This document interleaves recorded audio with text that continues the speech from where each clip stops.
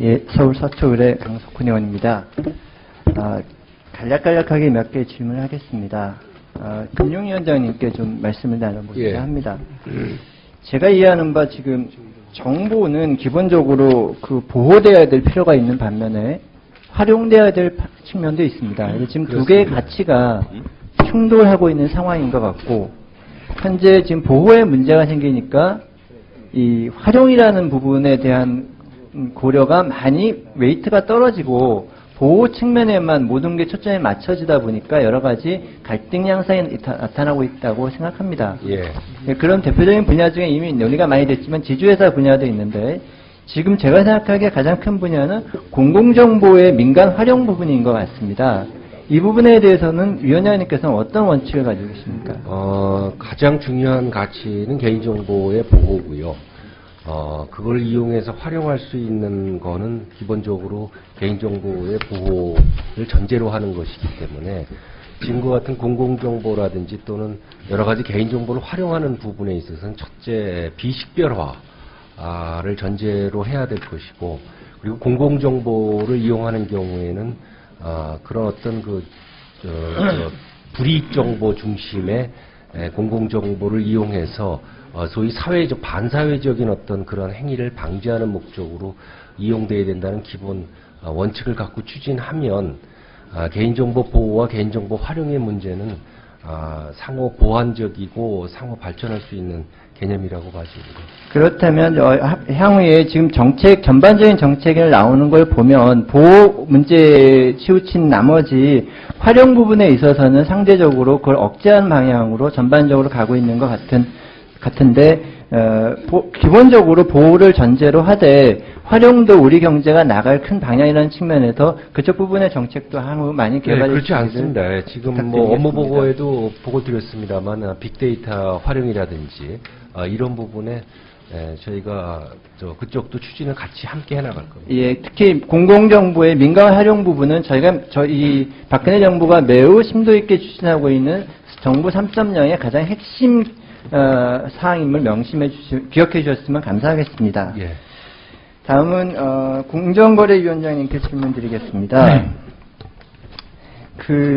지금 국내 유수의 생명보험회사들을 보니까 상당수의 자산을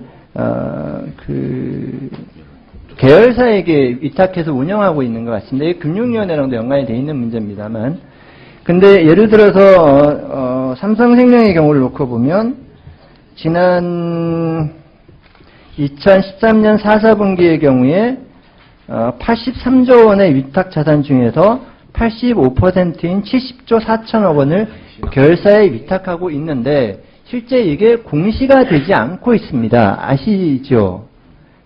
이게 공시가 되지 않는 이유는 이게 이 위탁 자산 금액으로 공시가 여부가 결정되는 것이 아니고 발생되는 수수료 기준으로 되게 돼 있어서 이게 공시되지 않고 있는데 이게 적절하다고 생각하십니까? 네, 저희가 이제 위탁된 자산이 지금 70몇 좀 80조 이렇게 되면 엄청 많거든요. 그거를 외형상 거래 규모로 공시하게 되면 이게 엄청 많습니다. 건수가 너무 광범위하고 그래가지고 현재 수수료를 기준으로 이렇게 판단을 하고 있는데 공시 기준을 수수료 기준을 해놨습니다. 근데 문제는 저희가 공시만 가지고 부당 지원 여부를 판단하는 것은 아니기 때문에 그런 문제가 우리 법 위반이 된다고 그러면은 공시와 관계없이 저희가 조사를 해서 부당 지원 여부를 판단해야 된다 이렇게 보고 있습니다. 공시 이후의 판단은 그 다음 판단의 문제고 일단 시장에 그런 상황을 공시해야 되는 공시하는 것 자체는 저는 바람직한 방향이라고 생각하고 공시 자체 기준을 수수료 금액 베이스에서 전체 일정 규모, 예를 들면 5조 원이라든지 일정 규모 이상의 금액을 넘어가는 사항에 대해서 공시하는 방향으로 바꾸는 방안을 한번 검토해 주시면 한번 검토를 하겠습니다. 그런데 이제 어떤 기업 부담이나 행정 부담이 지나치게 늘어나지 않도록 검토를 해보겠습니다. 예, 그 부분 검토를 부탁드리겠습니다. 그리고 권익위원장님께 좀 질의를 드리겠습니다. 권익위에서 오늘 발표를 한 거 보고를 하신 걸 보면 집단 갈등 민원에 대해서 말씀하셨습니다. 이 부분에 대해서 앞으로 각별한 그 관심을 기울이시겠다고 말씀하셨는데 100인 이상 집단 민원 집중 관리 대상이 1년에 몇 건 정도가 되나요? 좀 정확히 제가 바로는 답변 드리기가 좀 어려운데요. 네. 그러면 예, 작년에 그 집단 갈등 민원으로 저희가 처리한 건수가 43건이 있었어요. 43건인가요? 그럼 43건을 제가 이해하는 바로는 그 민원이 들어오게 되면 그거를 권익위에서 처리하는 방안이 있고 아니면 그 갈등의 대상이 되는 행정기관에 도로 송부하는 경우 이렇게 나눠지는 것 같은데 그 비율은 대략 어느 정도가 되나요? 43건 중에서. 대부분은 이제 그 1차적으로 그 권한을 갖고 있는 해당 부처로 저희가 보냅니다. 저희 권익위원회가 처리하는 그 민원이 2차적 민원 처리 기관이기 때문에 1차적으로는 그 업무를 다루는 그 기관에다 저희가 1차로 보내고 있습니다. 그런데 위원장님도 아시다시피 그런 민원이 올라올 때는 1차적으로 그 행정기관에 대해서 이미 민원 신청을 해보고 잘 안 되니까 권익위원회를 찾아오는 것이라고 생각이 되고요. 예를 들어서 지금 저희 그 서초구 내곡 보금자리 주택 지역에 아우디 정비 공장 건축 허가 문제가 있는데요.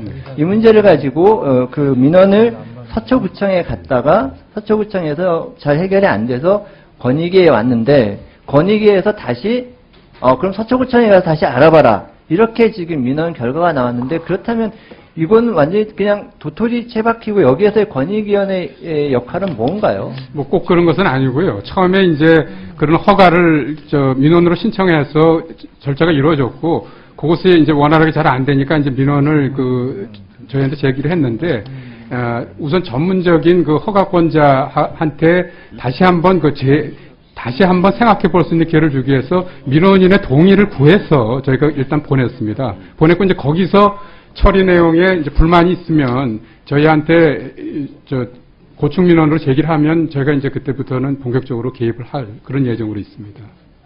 네.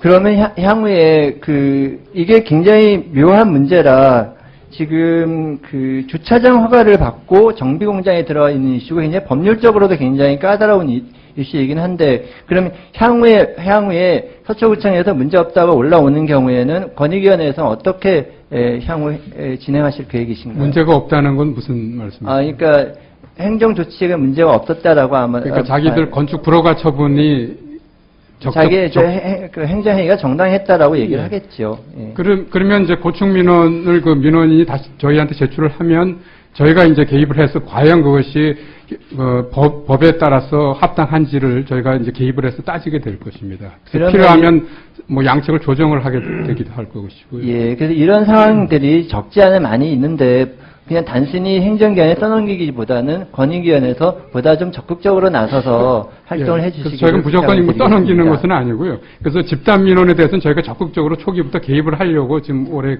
그런 생각을 가지고 있습니다. 네. 예, 수고하셨습니다. 다음은 김기준 위원님 질의해 주시기 바랍니다.